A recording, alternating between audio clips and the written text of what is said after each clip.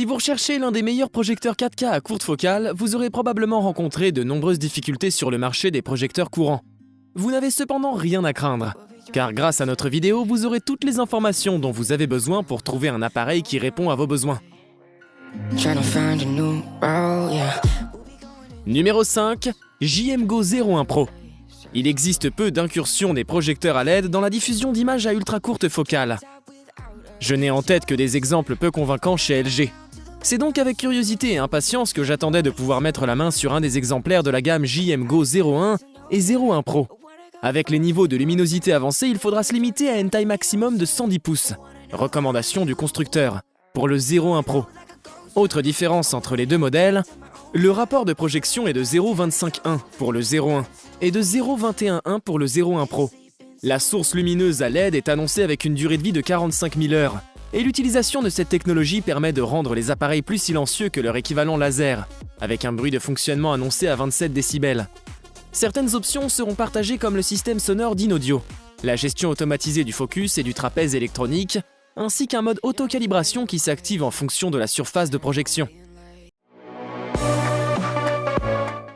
Numéro 4. Hisense 100L5F 100 pouces Android. Nous avons pu passer quelques heures en compagnie du Hisense 100L5F A12. Un système de vidéoprojection laser 4K à focale ultra courte, livré avec un écran technique de 100 pouces.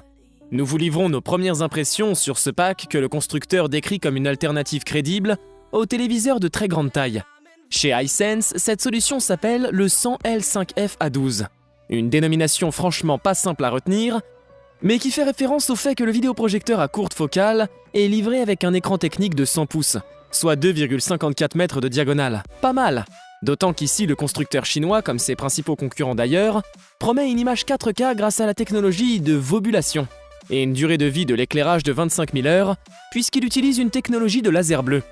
Pour voir les prix et plus des caractéristiques des produits présentés dans cette vidéo, je vous ai mis les liens dans la description et dans le commentaire épinglé. Numéro 3. Illumi 4K LED. Financé sur Kickstarter, le vidéoprojecteur Illumi pourrait bien être le meilleur modèle Ultra HD 4K courte focale de tous les temps. C'est en tout cas le souhait de ses créateurs. Ce modèle DLP, DMD 0,47 pouces, ultra courte focale doté d'une source lumineuse LED RVB, offre une image Ultra HD 4K jusqu'à 150 pouces, 3,80 m de diagonale. Alors qu'il ne doit être placé qu'à 11 cm du mur. Il embarque en outre un système Hi-Fi stéréo capable de simuler un rendu 5.1. Le traitement HDR assure une qualité supérieure, et les créateurs du produit promettent un ratio de contraste, sans toutefois préciser sa valeur, et une luminosité supérieure à ceux de tous les vidéoprojecteurs de la même catégorie sur le marché, 2500 lumens. À noter aussi une connectique large avec les deux entrées HDMI 2.0, dont une compatible ARC, deux ports USB-A dont un 3.0, une entrée optique, un port Ethernet et une sortie caisson de basse. On note aussi la fonction Wi-Fi et un système Android TV pour gérer vos médias. L'ampoule affiche une durée de vie de 30 000 heures, soit jusqu'à 20 ans de soirée ciné à la maison à raison d'un peu plus de 4 heures d'utilisation quotidienne.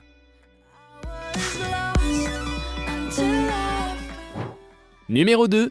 BenQ V6000 4K laser. À l'heure actuelle, Texas Instruments ne développe plus que 2 puces DLP à simulation 4K. La plus grande est de 0,66 pouces, avec traitement XPR x2, et la plus petite de 0,47 pouces et traitement XPR x4. C'est cette dernière qui est intégrée dans les V6000 et V6050, comme elle l'est dans l'Optoma UHZ65 UST.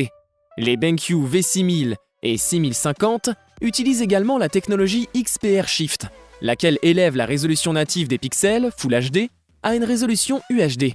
En raison des chevauchements, ce n'est pas la même chose qu'avec les appareils UHD natifs, où les pixels sont clairement séparés les uns des autres, mais le résultat visuel est étonnamment proche.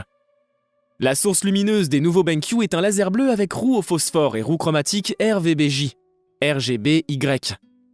Cette configuration doit permettre d'atteindre une puissance lumineuse annoncée à 3000 lumens.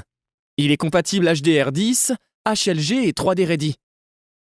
Première particularité intéressante du V6000 et de son frère bien entendu, son bloc optique est protégé par un cache escamotable piloté électriquement.